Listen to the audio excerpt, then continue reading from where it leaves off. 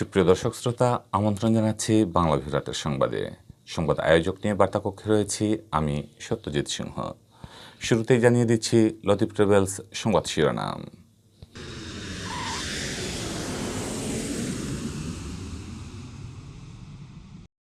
হেফাজতে ইসলামের কেন্দ্রীয় যুগ্ম মহাসচিব মামুনুল হক গ্রেফতারে রাজধানীর মোহাম্মদপুরের জামিয়া রহমানিয়া মাদ্রাসা থেকে তাকে গ্রেফতার করে ডিবি পুলিশ। লকডাউনের পঞ্চম দিনে সিলেটের রাস্তায় আরও কঠোর ছিল পুলিশ। প্রাইভেট গাড়ি, অটোরিকশা, মোটরসাইকেল আটকে মামলা। দেশে করোনায় মৃত্যুর নতুন রেকর্ড, 24 ঘন্টায় 102 জনের প্রাণহানি। সিলেট বিভাগের 4 হাসপাতালের প্রায় 600 চিকিৎসক ও স্বাস্থ্যকর্মী পাচ্ছেন প্রধানমন্ত্রী প্রতিশ্রুতি প্রণোদনা। সিলেটে একদিনে করোনা আক্রান্ত ও সুস্থ হওয়ার সংখ্যা সমান, নতুন করে মারা যাননি কেউ। সিলেটের ওসমানীনগরে ক্যান্সার আক্রান্ত এক অসুস্থ ব্যক্তিকে লাখ টাকা সহায়তা দিয়েছেন প্রবাসীরা। করোনা নেগেটিভ রিপোর্ট ছাড়া বেনাপোল ইমিগ্রেশন দিয়ে ভারত থেকে আসা যাত্রীরা থাকতে হবে 14 দিনের প্রাতিষ্ঠানিক কোয়ারেন্টিনে। করোনা প্রতিরোধ কমিটির সভায় সিদ্ধান্ত গৃহীত। ঐতিহাসিক মুজিবনগর দিবস উপলক্ষে লেবানন দূতাবাসের উদ্যোগে আলোচনা সভা। মুজিবনগরে অস্থায়ী সরকার গঠন না হলে স্বাধীনতা ত্বরান্বিত হতো না। শুনছিলেন সংবাদ শিরোনাম, এবারে বিস্তারিত। হেফাজতে ইসলামের কেন্দ্রীয় যুগ্ম মহাসচিব ও ঢাকা মহানগরীর সাধারণ সম্পাদক মামুনুল হককে গ্রেফতার করেছে গোয়েন্দা পুলিশ। রোববার দুপুর 12টা 50 দিকে রাজধানীর মোহাম্মদপুরের জামিয়া রহমানিয়া মাদ্রাসা থেকে তাকে গ্রেফতার করা হয়। গোয়েন্দা পুলিশের যুগ্ম কমিশনার মাহবুব আলম, গোয়েন্দা পুলিশের একাধিক টিম ও ডিএমপির তেজগাঁও বিভাগের যৌথ অভিযানে মামুনুল হককে গ্রেফতার করা হয়। তিনি বলেন, নিরাপত্তার বিষয়টি বিবেচনায় ও অন্যান্য মামলার বিষয়ে জিজ্ঞাসাবাদের জন্য মামুনুলকে ডিবি হেফাজতে নেওয়া হবে।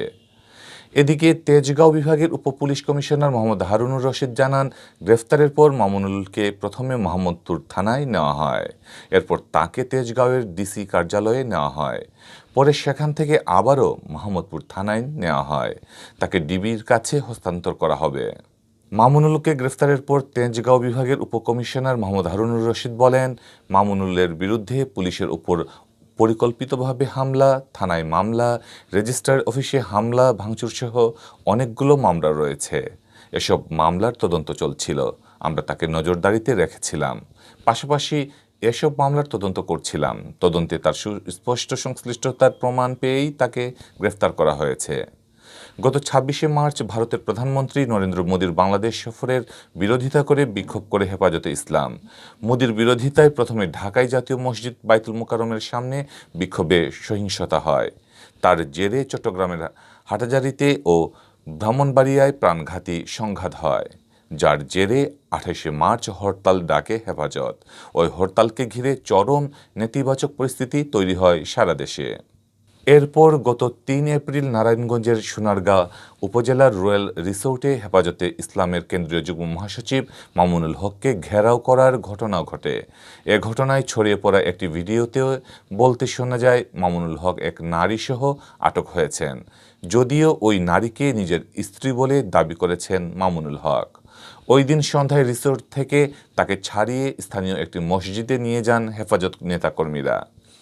হেফাজতের নেতাকর্মীরা রিসোর্ট, স্থানীয় আওয়ামী লীগের কার্যালয়, বাড়িঘরে হামলা ও ভাঙচুর এবং যানবাহনে অগ্নিসংযোগের ঘটনা ঘটায়। এছাড়া তারা ঢাকা চট্টগ্রাম মহাসড়কে আগুন জ্বালিয়ে অবরোধ করে।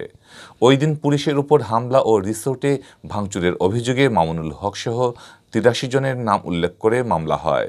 এছাড়া মামলায় 500 থেকে 600 জনকে অজ্ঞাতনামা আসামিও করা হয়। সর্বাত্মক লকডাউনের পঞ্চম দিন রোববার সিলেটের রাস্তায় আরও কঠোর ছিল পুলিশ। রাস্তায় বের হওয়া অটোরিকশা, মোটরসাইকেল, প্রাইভেট গাড়ি ও রিকশা আটকে মামলা দিয়েছে দিনভর। মামলা নিয়ে পুলিশের সাথে বাগবিতণ্ডায় জড়ান অনেক অটোরিকশা ও মোটরসাইকেল চালক, কিন্তু রেহাই মেলেনি মামলা থেকে। লকডাউনের মধ্যে রাস্তায় নামায় রিকশা চালকদেরও পেতে হয়েছে শাস্তি। ঘণ্টাখানেক আটকে রেখে পরে চাকার হাওয়া ছেড়ে রিকশা ফেরত দিয়েছে পুলিশ। শুক্র ও শনিবার সরকারি ছুটির দিন হওয়ায় গেল 2 দিন সিলেট নগরীতে যানবাহন চলাচল ছিল অনেকটা কম। রোববার থেকে ব্যাংক, আদালত ও সীমিত পরিসরে কিছু সংখ্যক অফিস খোলায় সকাল থেকে নগরীতে যানবাহন চলাচল বাড়ে। CNG, autorickshaw, motorcycle, private car ও রিকশা নিয়ে অনেকেই রাস্তায় বের হয়, কিন্তু খুব বেশি সময় রাস্তায় স্বস্তিতে থাকতে পারেননি তারা।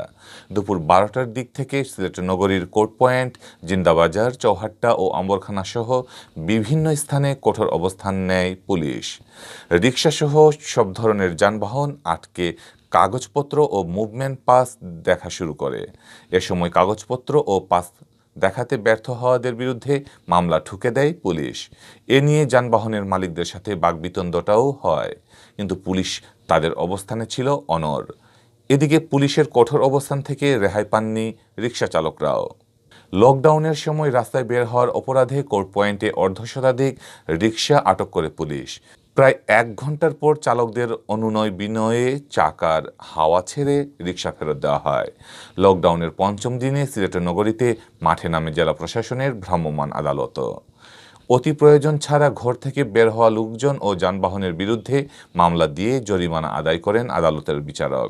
প্রশাসনের কঠোরতার কারণে বেলা 2টার পর থেকে সিলেট নগরীতে কমে যায় যানবাহনের সংখ্যা। জনচলাচলও সীমিত হয়ে পড়ে। চলবো কীভাবে, খাবো কীভাবে?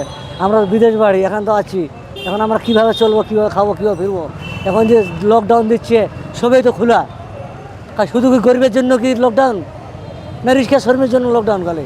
যে বিভিন্ন প্রয়োজনের কারণে মানুষ যানবাহন নিয়ে বের হচ্ছে, তবে আমরা চেষ্টা করতেছি যাতে অপ্রয়োজনীয় যেন কেউ যেন যানবাহন ব্যবহার না করে, এবং আমরা ইতিমধ্যে শত শত যানবাহন আটক করেছি এবং অনেক মামলা আমরা রুজু করেছি। আমাদের বিশেষ করে মোটরসাইকেল, সিএনজি এই সমস্ত যানবাহনের উপর বেশি মামলা হচ্ছে।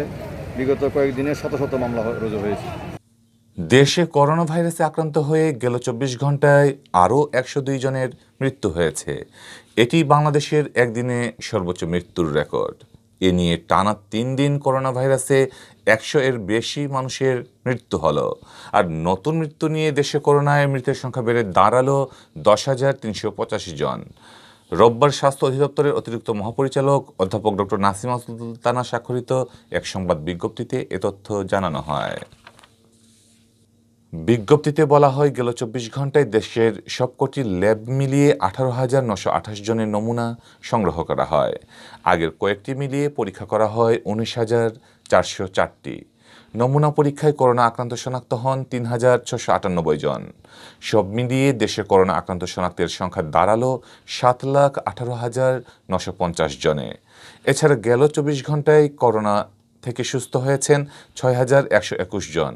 আর এ পর্যন্ত মোট সুস্থ হয়েছেন 6,14,936 জন। গেল 24 ঘন্টায় মারা যাওয়া 102 জনের মধ্যে ঢাকা বিভাগের 68 জন, চট্টগ্রামের 22 জন, রাজশাহীর 3 জন, খুলনার 1 জন, বরিশালের 4 জন ও ময়মনসিংহের 4 জন। এদের মধ্যে পুরুষ 59 জন ও নারী 43 জন। মারা যাওয়াদের 97 জন হাসপাতাল ও 5 জন বাড়িতে চিকিৎসাধীন ছিলেন। আর করোনা সংক্রমণের শুরু থেকে এ পর্যন্ত ভাইরাসটিতে মারা গেলেন 10,385 জন। এর মধ্যে পুরুষ 7,694 জন ও নারী 2,691 জন। বয়স ভিত্তিক বিশ্লেষণে দেখা গেছে, মারা যাওয়া 102 জনের মধ্যে 63 জনেরই বয়স 60 বছরেরও বেশি। এছাড়া 51 থেকে 60 বছরের 23, 41 থেকে 50 বছরের 14 এবং 31 থেকে 40 বছরের 2 জন রয়েছেন। 2020 সালের 8ই মার্চ দেশে প্রথম 3 জনের দেহে করোনা ভাইরাস শনাক্ত হয়। এর 10 দিন পর 18ই মার্চ দেশে এ ভাইরাসে আক্রান্ত প্রথম একজনের মৃত্যু হয়।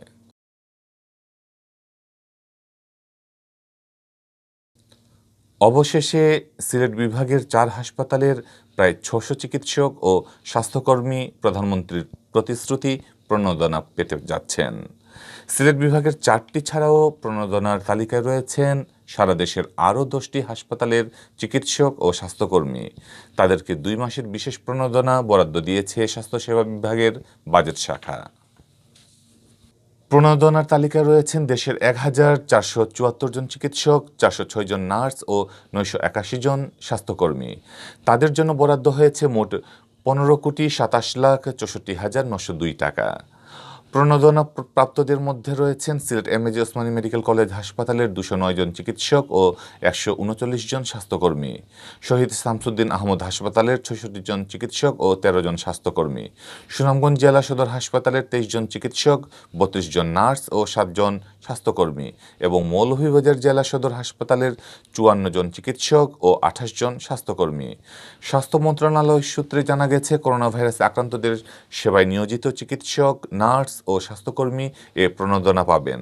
তবে আউটসোর্সিং বা অন্য কোনোভাবে নিয়োজিত চিকিৎসক, নার্স ও স্বাস্থ্যকর্মীদের এ প্রণোদনা দেওয়া হবে না। এছাড়া প্রশাসনিক কর্মকর্তা, পরিসংখ্যান কর্মকর্তা, টেলিফোন অপারেটর, অফিস সহকারী, কম্পিউটার অপারেটর, হিসাবরক্ষক, গাড়ি চালক, ইলেকট্রিশিয়ান, মুয়াজ্জিন, মেকানিক, স্টেনোটাইপিস্ট, স্টোরকিপার, মালি, অফিস সহায়কেরা এই প্রণোদনা পাবেন না। 2020 সালের 7 এপ্রিল প্রধানমন্ত্রী শেখ হাসিনা এক ভিডিও কনফারেন্সে বলেছিলেন, ওই বছরের মার্চ থেকে যারা কোভিড-19-এর বিরুদ্ধে সরাসরি যুদ্ধ করছেন, সরকার তাদের উৎসাহ দিতে বিশেষ প্রণোদনা দেবে। সেই বরাদ্দ দেওয়া হলো 7 এপ্রিল। কোভিড-19-এ আক্রান্ত রোগীদের সেবায় সরাসরি কর্মরত চিকিৎসক, নার্স, স্বাস্থ্যকর্মী সহ মাঠ প্রশাসন, আইন শৃঙ্খলা রক্ষাকারী বাহিনী, সশস্ত্র বাহিনী এবং প্রত্যক্ষভাবে নিয়োজিত প্রজাতন্ত্রের অন্য কর্মচারীদের ক্ষতিপূরণ দিতে 23 এপ্রিল একটি পরিপত্র জারি করে অর্থ বিভাগ। সেটি অনুসরণ করেই প্রণোদনা ও ক্ষতিপূরণ দেওয়া হচ্ছে। সিলেট বিভাগে একদিনে আরও 75 জনের শরীরে করোনা ভাইরাসের সংক্রমণ শনাক্ত হয়েছে। একই সময়ে হাসপাতাল ও বাসায় চিকিৎসা নিয়ে করোনা থেকে সুস্থ হয়েছেন 77 জন। আর গেল 24 ঘন্টায় করোনা আক্রান্ত হয়ে নতুন করে কেউ মারা যাননি। রোববার স্বাস্থ্য অধিদপ্তরের সিলেট বিভাগীয় পরিচালক ডক্টর সুলতানা রাজিয়া স্বাক্ষরিত এক প্রতিবেদনে এ তথ্য জানানো হয়। প্রতিবেদনে উল্লেখ করা হয়, গেল 24 ঘন্টায় সিলেটের 4টি ল্যাবে নমুনা পরীক্ষায় 75 জন করোনা আক্রান্ত শনাক্ত হন। এর মধ্যে সিলেট জেলায় 54 জন, সুনামগঞ্জের 2 জন, হবিগঞ্জের 13 জন, মৌলভীবাজারের 6 জন। নতুন এই 75 জন সহ সিলেট বিভাগে করোনা প্রমাণিত রোগীর সংখ্যা দাঁড়িয়েছে 19,434 জন। এর মধ্যে শুধুমাত্র সিলেট জেলায় আক্রান্ত হয়েছেন 12,326 জন। এছাড়া সুনামগঞ্জে 2,669 জন, হবিগঞ্জে 2,231 জন ও মৌলভীবাজারে 2,208 জনের করোনায় আক্রান্ত শনাক্ত হয়েছে। গেল 24 ঘন্টায় সুস্থ হয়েছেন 77 জন। এর মধ্যে সিলেটের 67 জন ও মৌলভীবাজারের 10 জন। আর এ নিয়ে সুস্থ হওয়ার সংখ্যা দাঁড়ালো 17,418 জন। এর মধ্যে সিলেট জেলার 11,087 জন। এছাড়া এখন পর্যন্ত সুনামগঞ্জে 2,554 জন, হবিগঞ্জে 1,767 জন ও মৌলভীবাজারে 2,010 জন সুস্থ হয়েছেন। গত 24 ঘন্টায় সিলেট জেলায় হাসপাতালে ভর্তি হয়েছেন 12 জন করোনা আক্রান্ত রোগী। সব মিলিয়ে সিলেট বিভাগের বিভিন্ন হাসপাতালে চিকিৎসাধীন রয়েছেন 315 জন। এর মধ্যে সিলেট জেলায় 298 জন, হবিগঞ্জে 11 জন, মৌলভীবাজারে 3 জন। গেল 24 ঘন্টায় নতুন করে করোনায় কেউ মারা না যাওয়ায় মৃতের সংখ্যা আগের মতো 311ই আছে।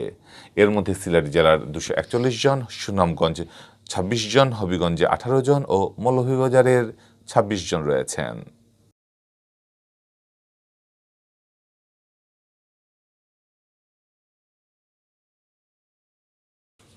সিলেটের ওসমানীনগরের বড় ইসবপুর গ্রামের ক্যান্সার আক্রান্ত মোহাম্মদ আওলাদ মিয়াকে 1,02,000 টাকা আর্থিক সহায়তা দিয়েছেন প্রবাসীরা। ওসমানীনগর উপজেলার ওমরপুর ইউনিয়নের যুক্তরাজ্য প্রবাসীরা মিলে রোববার সকাল 11টায় সাবেক ইউপি চেয়ারম্যান আমিন উদ্দিনের ছেলে মোহাম্মদ জিলু মিয়ার মাধ্যমে এই আর্থিক সহায়তা প্রদান করেন। এ সময় উপস্থিত ছিলেন যুক্তরাজ্য প্রবাসী মোহাম্মদ তোতই, সৌদি আরব প্রবাসী সালাত মিয়া, সাবেক ইউপি সদস্য সাইদ আলী, আমিরুল ইসলাম শিকদার, লেবু মিয়া, আনসার মিয়া, সাংবাদিক মোহাম্মদ ফজলু মিয়া ও রাসেল আহমদ। এরপর স্ট্রোকে আক্রান্ত একই গ্রামের মানিক মিয়াকে দেখতে যান মোহাম্মদ জিলু মিয়া।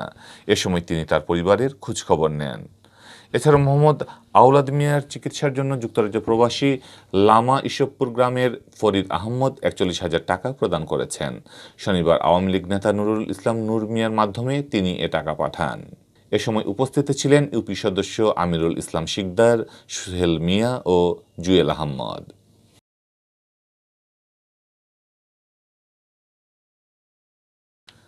বেনাপোল ইমিগ্রেশন দিয়ে ভারত থেকে যেসব যাত্রী বাংলাদেশে প্রবেশ করবেন তাদের সাথে করোনা নেগেটিভ রিপোর্ট না থাকলে নিজ খরচে 14 দিনের প্রাতিষ্ঠানিক কোয়ারেন্টিনে থাকতে হবে। রোববার সকালে বেনাপোল আন্তর্জাতিক প্যাসেঞ্জার টার্মিনাল ভবনে শার্শা উপজেলা করোনা প্রতিরোধ কমিটির মিটিংয়ে এ সিদ্ধান্ত নেওয়া হয়। সভায় সিদ্ধান্ত হয় যেসব যাত্রীদের আরটিপিসিআর ল্যাবে নমুনা পরীক্ষার রিপোর্ট নেগেটিভ থাকবে তাদেরকে হোম কোয়ারেন্টিনে পাঠানো হবে।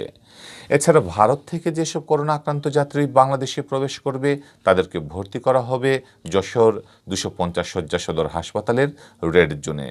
প্রাতিষ্ঠানিক কোয়ারেন্টিনের জন্য শার্শা উপজেলা প্রশাসন 12টি আবাসিক হোটেল ও বেনাপোল পৌর কমিউনিটি সেন্টার নির্ধারণ করেছে। লেবাননে বাংলাদেশ দূতাবাসের উদ্যোগে ঐতিহাসিক মুজিবনগর দিবস উপলক্ষে আলোচনা সভা অনুষ্ঠিত হয়েছে। শনিবার দূতাবাসের হলরুমে রাষ্ট্রদূত মেজর জেনারেল মোহাম্মদ জাহাঙ্গীর আলম মুস্তাহিদুর রহমানের সভাপতিত্বে সভাটি অনুষ্ঠিত হয়। প্রথম সচিব আব্দুল্লাহ আল মামুনের সঞ্চালনায় সভার শুরুতে পবিত্র কুরআন থেকে তেলাওয়াত করেন দূতাবাস কর্মকর্তা খালেদ সরদার। রাষ্ট্রপতি ও প্রধানমন্ত্রীর বাণী পাঠ করেন প্রথম সচিব আব্দুল্লাহ আল মামুন ও তৃতীয় সচিব আব্দুল্লাহ আল শাফি। রাষ্ট্রদূত তার সমাপনী বক্তব্যে বলেন, 1971 সালে 17 এপ্রিল তৎকালীন অস্থায়ী সরকার শপথ গ্রহণ না করলে হয়তো এত তাড়াতাড়ি দেশ স্বাধীন করা সম্ভব হতো না। সেদিন জীবনে ঝুঁকি নিয়ে বঙ্গবন্ধুকে রাষ্ট্রপতি ও তাজউদ্দিনকে প্রধানমন্ত্রী করে সরকার গঠনের মাধ্যমে বাংলার মানুষ ঘুরে দাঁড়িয়েছিলেন। সভায় বাংলাদেশ দূতাবাসের কর্মকর্তা কর্মচারী ও বাংলাদেশ আওয়ামী লীগের নেতৃবৃন্দ উপস্থিত ছিলেন। প্রিয় দর্শক, এতক্ষণ দেখছিলেন বাংলা ভিউ রাতের সংবাদ। কিছুক্ষণ পর শুনুন সিলেটের আঞ্চলিক ভাষায় রাতের সংবাদ। দেখার আমন্ত্রণ জানিয়ে বিদায় নিচ্ছি। সাথে থাকার জন্য ধন্যবাদ।